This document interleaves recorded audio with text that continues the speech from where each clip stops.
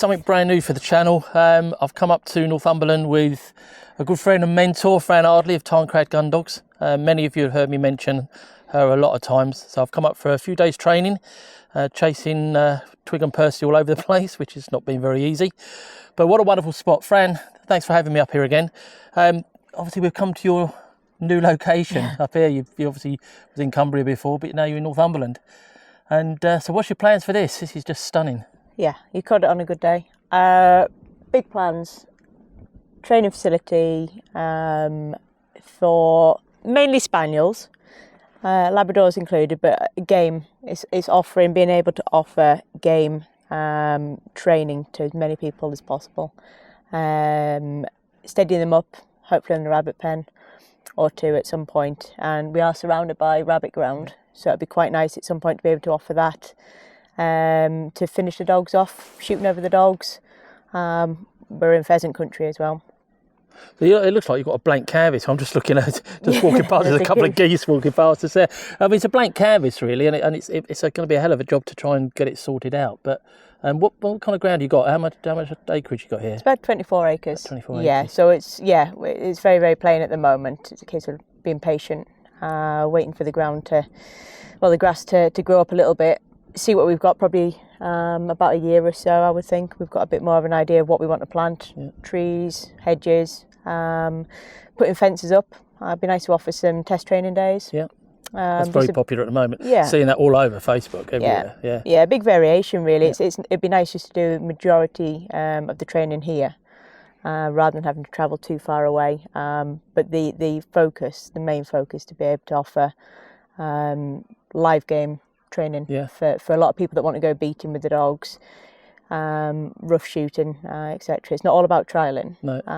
It is very much a case of the everyday shooting dog, really, try and get those trained. So look, this is where we are now. I've known you before, I don't know, 7 or 8 years, I think. I came up and photographed some puppies you had. And your mum bought a voucher, if I remember rightly. Yeah. Met you at Lowther in the pouring rain, and we photographed Ziggy and Evie, wasn't it? Yes.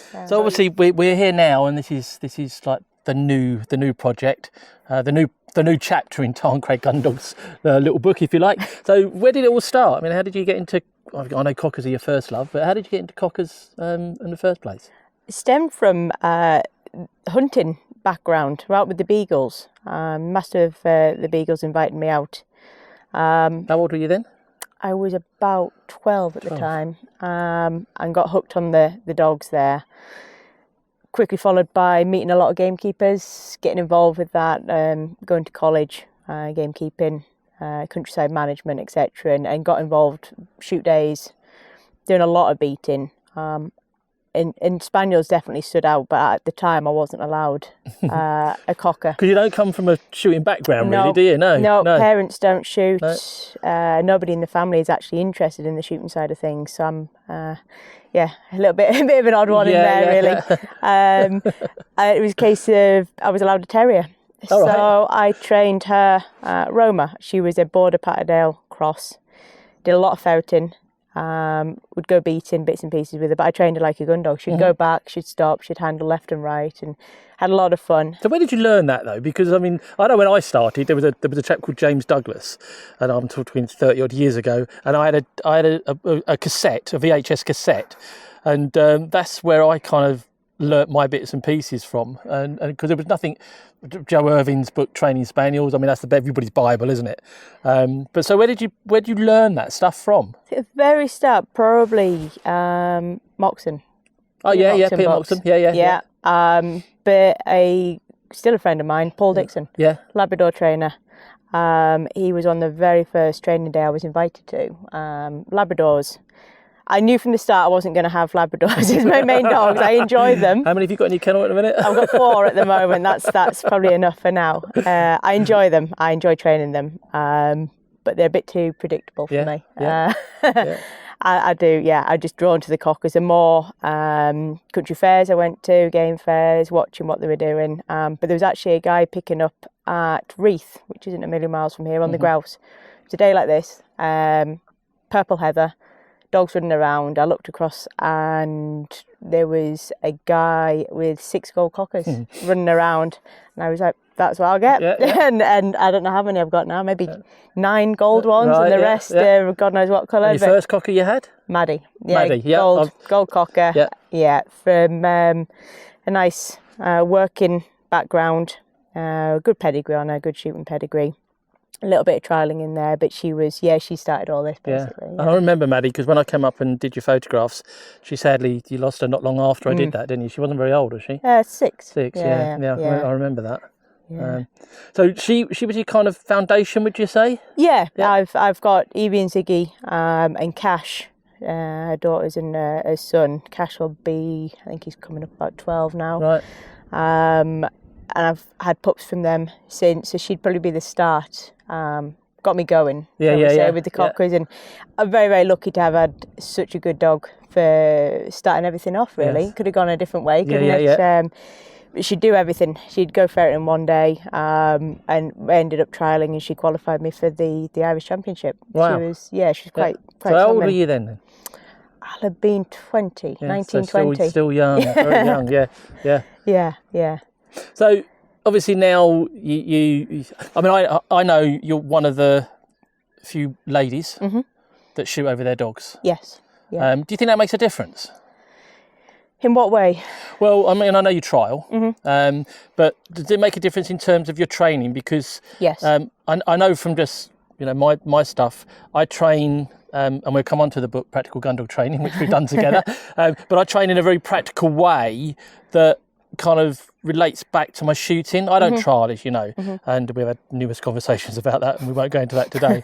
But so my training is kind of geared towards shooting. Yes. But from your point of view, does that help you in what you do? I think so. Yeah, it's a different perspective, isn't it? I do a lot of shooting, a lot of rabbits, a lot of pheasants. But I think it helps when we transfer it to clients coming for lessons as well. Yeah. A lot of those don't shoot, but it's trying to get, I think overall you end up with a tighter trained dog, pattern-wise. You've got the idea of trying to shoot whatever quarry they're flushing in mind, so you don't want your dogs working too far away. Yeah. I'm all about the polish on the dogs. I like them to be well trained, efficient. Really is what you're aiming for.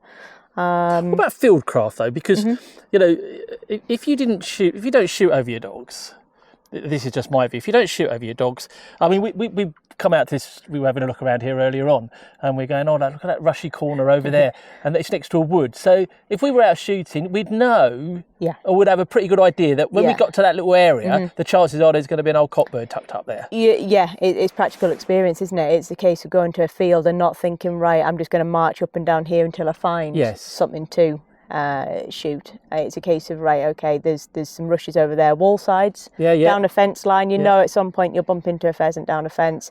It's dead handy to know, because you get young dogs, you don't want to be hunting the youngsters for a huge amount of time without finding anything. They lose focus. So it's definitely a case of you know a lot more about the species as well that you hunt. You go away and you research them as well. You know where they're going to live, you know what time of days they're going to be out, etc, etc. I know when I come up, I've been lucky to come up with you numerous times now on the rabbits, and my dogs we don't do that, so they hunt in a totally different way. And I watch yours, and I'm in awe of them. They're tight, they're methodical. Whereas mine, where we use more pheasants, which tend to run on, so again, depending on what species you've got, and also ground. Like we've talked about this before, I've got a lot of woodland. I've struggled the last 2 days with my 2 on these white rushy grasses. They're pulling me all over the place because they're used to that kind of more thicker, heavier stuff. But again, we use this word versatile gundog, don't we? You want a dog that's an all-round dog. And again, this is what you do with yours, don't you?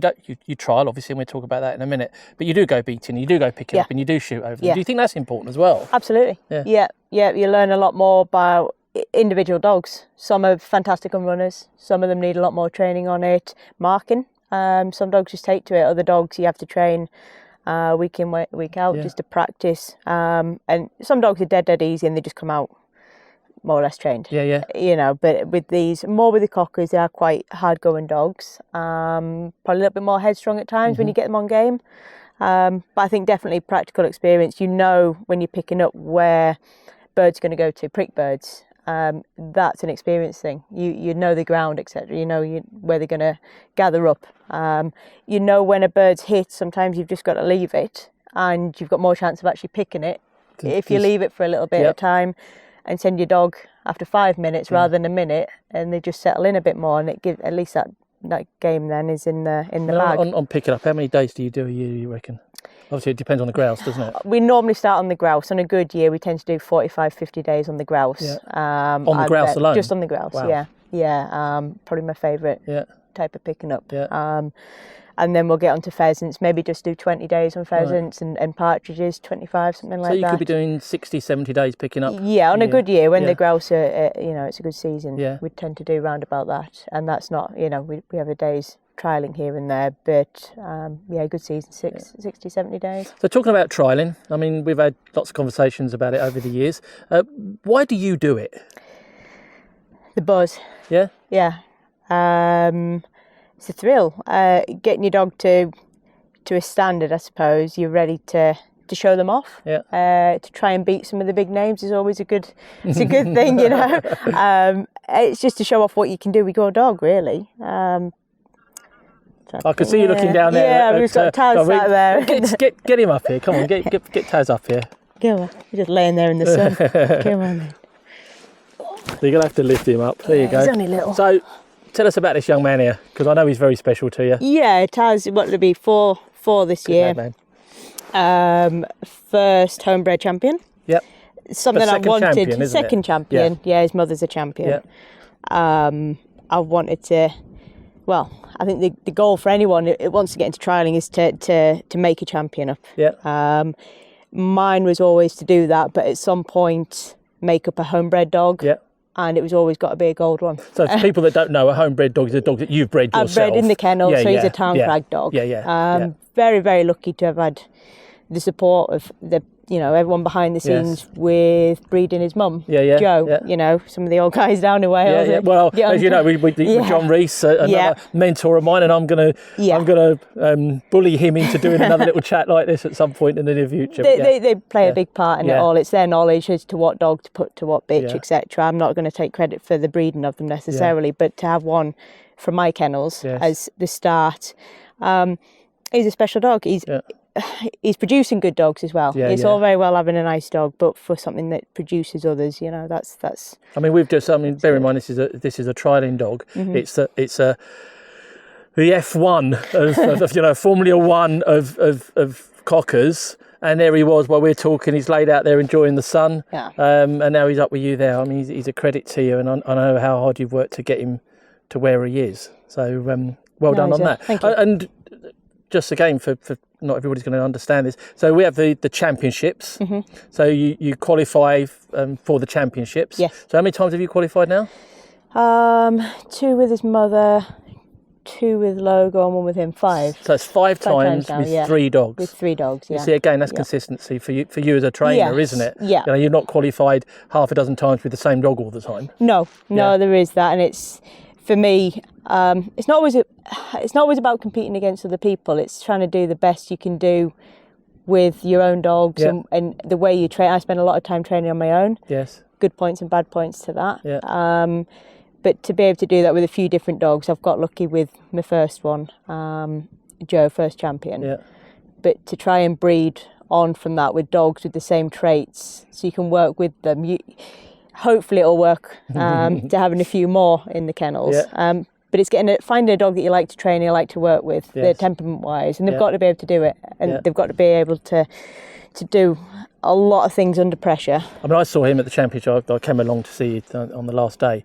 And how long did you have to wait for your first run on the Thursday? I think it was 5 hours. 5 hours. 5 or 6 on hours, the lead, in the gallery, waiting for a run. Yeah. Yeah, there's not I many was more dogs. Nervous than him, I think. Yeah. I don't think there's many dogs that could have done that. No, he surprised me. I know he's a patient dog, but to sit there and not budge, not bothered for that amount of time was quite, very good. Do you want to pop him back down? Because I can see your arm's going to ache otherwise, because we're not finished talking. I mean, a little dog like that is something we could all aspire to, perhaps. I don't know. I'll never get there, I don't think. But I've seen Taz since he was a little puppy. I photographed him as a puppy, and he's a very special little dog. So Practical Gundog Training. We came up with this mad idea to do a book. I've probably suggested loads of mad things to you over the 7 years or so I've known you. I finally gave in. Yeah, so we've finally done it. Obviously, we did stuff for some of the sporting press, shooting press for a long time. So what are you hoping that people are going to get out of this Practical Gundog Training book? It comes out on June the 14th, so get your orders in quick. Confidence probably is one of the main things. Confidence to go away and put into practice some of the ways that anyone hopefully can train a dog. Yep. It's not a case of very lucky here having all the ground that we've got. Yeah. Very aware a lot of people haven't got access Yes. to it. A lot of my clients haven't, and it's making do and try and hopefully we've done the hard work to say, well, you don't need this facility, but if you've got this part of a corner of a park or whatever, you can still do it. Yeah, that was a real main consideration, wasn't it, when we did it? Is that not everybody? I'm fairly lucky now, but I didn't. I mean, I literally trained Percy down the playing fields. And my very first one, Maddie, I trained her on the side of a golf course. Yeah. That's where the rabbits were. Yeah. I didn't have any ground back then. Yeah. I made do, but I made it work. And it's having the thoughts as to how you make it. You make it work. Classic. It's not what you've got; it's how you use it. Yeah. And then with your ground, that's really important. And I think the other thing with the book as well, I felt that was really important is to put both of our experiences through shooting into. That's why we called it Practical Gundog Training, because it's not gimmicks. It's not anything flashy in there at all. It's just hopefully it's going to come across as just being practical exercises. Yeah. So I know we talked earlier on today about perhaps doing another one, and I might badger you in to do that. We'll see how we get on. And I'm not going to give away the idea too much, but what are common training issues that you come up against with your clients then? Probably the biggest one is spaniels hunting for themselves, taking in too much ground, and just having the head. Yeah. Just self-employed basically. Yeah. That's probably the biggest one. The stop whistle being an issue. Labradors, the stop whistle at distance, and lack of handling probably. But the majority of them would just be that little bit too much self-employed. Yeah, I see it with focus. A lot of people don't understand what focus means, and you say you need to have that little dog needs to see you as the centre of their world, doesn't it? And I think if people can get that across, if we can get that across in the book, and I know we mention it a lot, then hopefully that will help people to understand. It starts early doors. I think I found, because we breed quite a lot of cockers here. Yeah. Very careful as to where we sell them to. Normally work in homes. I don't mind going as pets every now and then if they're going to be active homes. But the biggest problem, as soon as I've had the second jabs, people think, well, I'm going to walk this dog. Yes. Pop it on the lead, get dragged around, and that's where it probably starts going wrong. I can remember your mum a few years ago coming and telling me about, and Fran's mum's a dog trainer as well, not a gun dog trainer, but a dog trainer, very, very good. And I can remember we were having a conversation over dinner one night, and she said she came up about people shouldn't walk their dogs. Yeah. And I was going, wow, what does that mean? You can't walk your dogs. I fully understand it now. Yeah. Quite controversial, isn't it? Everyone thinks it is so controversial. Yeah. What does that mean? And I'll say to new clients, I said, I don't walk my dogs. I give them focused exercise. So we're always doing stuff with the dogs, and the dogs see us as that centre. But that's the deal. Because people like to walk. I've got plenty of clients that just like to walk with their dogs. I like to fell walk, and I'll walk a pack of 12, 15 up on the fells middle of the summer. It's not a problem. But you wouldn't take them until... They've got to be... Never really an age... bothered about the age. They've got to be over a year for me. Yeah.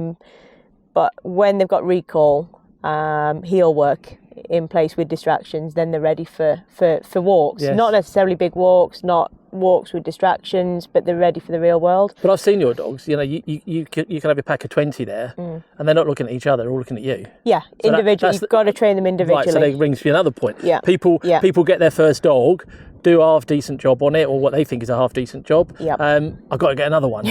And then they don't realise that that's doubling your time then, doesn't it? Yes, yeah. They can get lazy sometimes. They'll let the old dog supposedly train the young dog, and it's not. It's not something I would ever recommend. I would tend to. It's like I don't take them out in the pack picking up until they're all doing it individually. Then you'll not see any of my dogs following each other. They'll work as a team, but individually as well. And you see that so many times on picking up, don't you? You see a lot of people out there with big numbers of dogs, but you watch them and there's probably only 2 or 3 working. The youngsters are just learning to follow the old ones and then pinching the birds off the older ones, and it's a lazy way of doing it, in my opinion. So if you could give one piece of advice to somebody who's got a young gun dog, but perhaps predominantly cockers, but if you could give somebody one piece of advice training-wise, what would that be? There you go, put you on the spot now. It's difficult with one piece of advice, isn't it? Obviously the don't walk is a quite a serious one there. Be their world. Would be my biggest bit of advice. Have them as your best mate. Don't go too far. Just have them as your shadow and just be interesting. Get some good advice. Find a decent trainer. Absolutely. Get in the book. Obviously. Yes, of course. That'll help a fair bit. But get to a gun dog trainer that can get a dog of theirs out that actually wants to come out of the vehicle and work for them. It would be my big bit of advice. Do you, I know I do it. So when you get a new client come along, do you show them your dogs? Yes, So not do all the I. time. No. I'm getting better at it. I'm not as good as I should be. If they ask, I'll go and get a load of them out and show them. There's a lot of people out there can't practice what they preach. They're very good on social media. Don't get me on that. We'll not start on all of that. It's very, very easy to pose for pictures. There's very few people doing videos showing off what the dogs actually can do. And I have a lot of clients that would come to me and say they may have previously been with other trainers, and at some point they've got their dogs out and they realise actually them as the client, their dog is better trained than the gun dog trainer. I think the other thing on there about videos, I mean, I've always done it. And after what happened yesterday while we was out training, I'll show it again. I've always shown the things that go wrong. I think that's important as well, that people... I admire that because the number of times a lot of my clients will say, well, we don't see your dogs going wrong. I'm not as good as you with having a camera on, but the number of times I'm on my own and things don't go just to plan, you're training a dog at the end of the day. Things go wrong continuously until you sort them out. I think it can be disheartening. I mean, I look at videos and I see these cockers, and I even to a degree when I come up to see yours, and they're bang, bang, bang, bang, bang, bang, and mine don't go like that. But then it could be breeding, it could be my training. I do predominantly a lot of retrieving training, which I understand might take a bit out. But for novice people coming into this, they watch videos and you've got all these polished dogs doing all these fancy things, but that dog's done that 100 times. My favourite is somebody sending a dog for a 100-yard retrieve, 250 yards I saw the other day. It's a blind.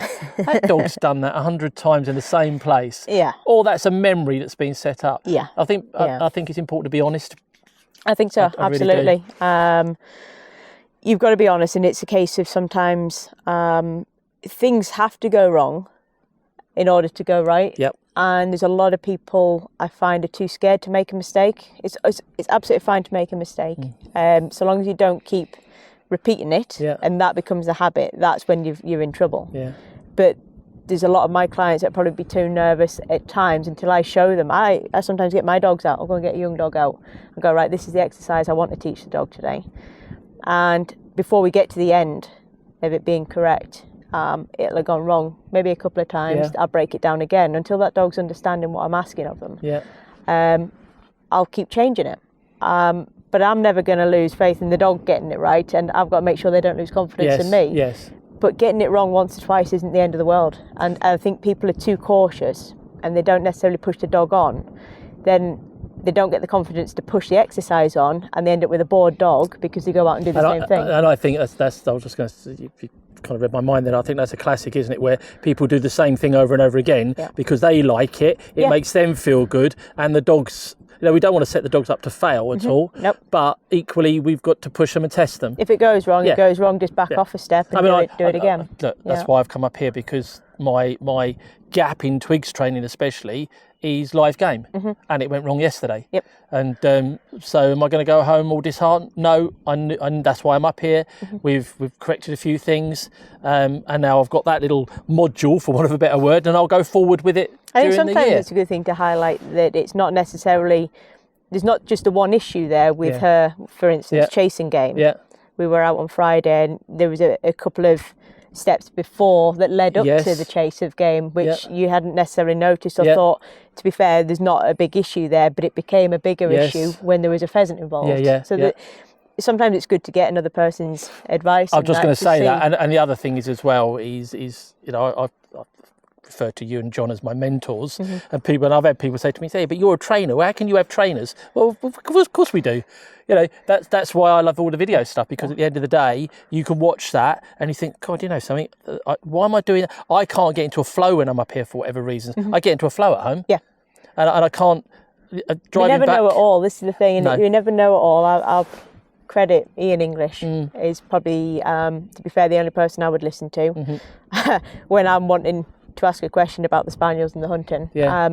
I'll train all summer long on my own or with one or two friends, but I know for a fact we get on our first syndicate day and he'll be doing something with his dog. I think, God, that's a little bit better than mine, and I'll just go, I'll watch him for a bit longer, or I'll ask his advice on something, and I'll always take it. And he's helped me make Joe up. His advice is I would credit for getting me going with the trialling. And I think that's nice that there are some people are never going to give you that because they want to keep it to themselves, and it's sort of like, there's a lot of that these days, I think. But some of the old guys, if you can get a bit of advice, things have changed, training techniques have all changed and that.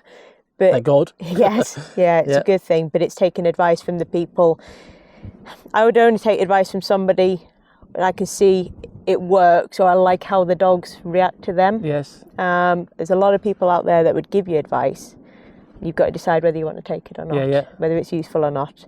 But for me, you know, Ian's helped us out. Well, I think we chewed the fat, that's for sure. So listen, thanks for watching this. If you did like it, please subscribe. I'm going to try and do a few more of these.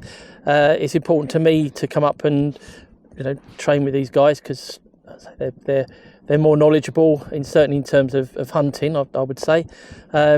Never be afraid to ask, but if you are getting your first dog or starting to train your dog, find a decent trainer, and that will help you hopefully prevent mistakes. I'm a great believer in prevention's better than cure. Absolutely. If you can stop a situation from happening, then you haven't got to correct it. But once again, thanks for watching. Give us a thumbs up if you like this, and please subscribe. We better go and train some dogs. I'll give it a go. Well done.